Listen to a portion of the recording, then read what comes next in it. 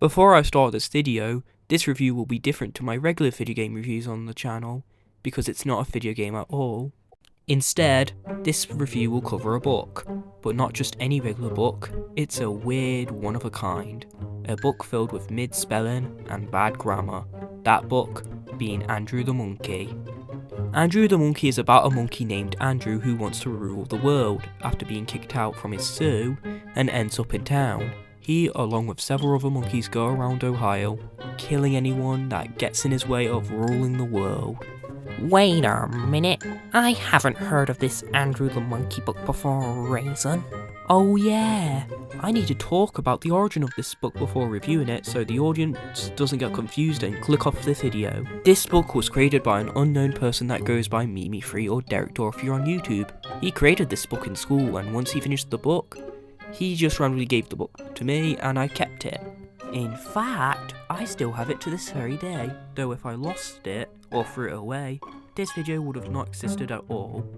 The book has taken a bit of damage on the pages in the 2 years where I had this book, but it's still readable, though if it was in an unreadable state, this video would have not. Anyways, enough yapping. It's time for some Andrew the fucking Monkey.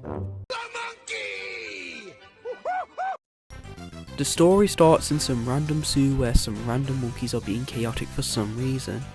They are targeting other monkeys, burgers. That monkey's name is Andrew, who is the main protagonist of the story, though he gets tossed around areas in the first 2 chapters of the book. Anyways, one of the monkeys decided to pick Andrew up and throw him to another area of the zoo. Andrew gets laughed at by the other monkeys, which pisses Andrew off. More shoe shenanigans later, Andrew gets real mad and begins hitting the other monkeys, which causes him to be taken away from his zoo, ending the first chapter. In chapter 2, Andrew gets thrown into the jungle and ends up meeting more monkeys. Those monkeys are Bob, Dave, Joe, and Thomas. Dave then asks Andrew what food he eats.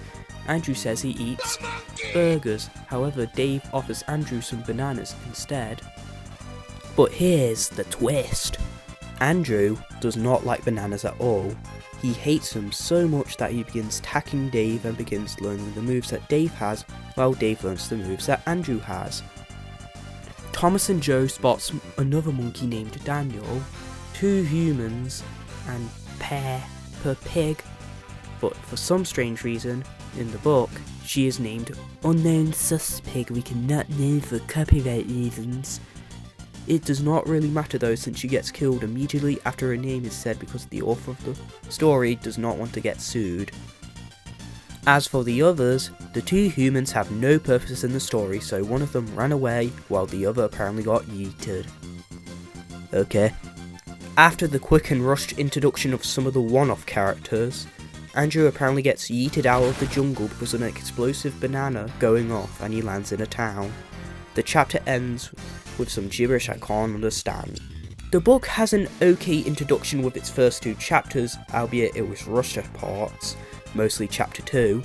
One thing that is exclusive to the 2 beginning chapters is the alright pacing with 2 full pages per chapter, but once chapter 3 begins, the pacing becomes awfully fast with just about 1 paragraph per chapter for about 5 chapters, and once chapter 8 begins, we'll get there eventually. In chapter 3, Andrew and the other monkeys kill all the monkey haters by trapping them in a random house, then blowing the house up with a grenade. The monkeys then stole some burgers from a nearby Tesco that apparently had them. The chapter immediately ends.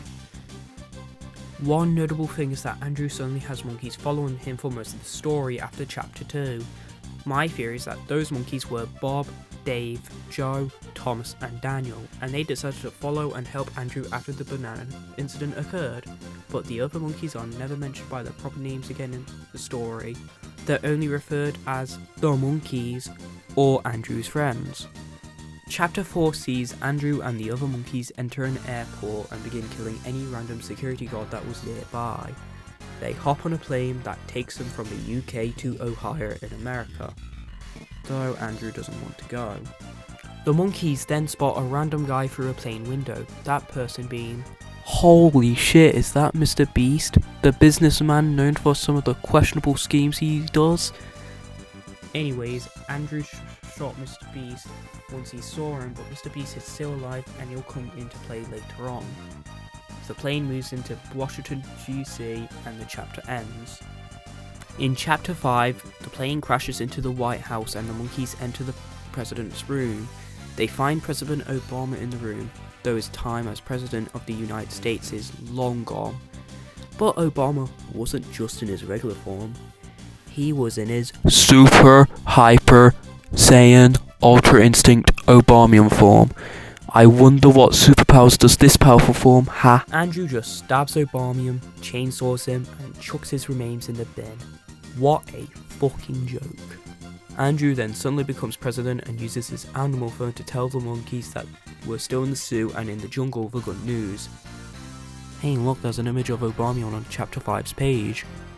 Chapter 6 is just a chapter that feels like a filler chapter, but isn't because of one of the items that Andrew uses a chapter later. In chapter 6, the monkeys just raid a Walmart and own some pog juice. If chapter 6 didn't happen, then none of the story would have changed. Is what I would have said if chapter 7 didn't have one particular event that doesn't make chapter 6 a filler chapter. Chapter 7 has Andrew going to bed, and after a good night's sleep, he woke up and drank the pog juice he owned back in chapter 6.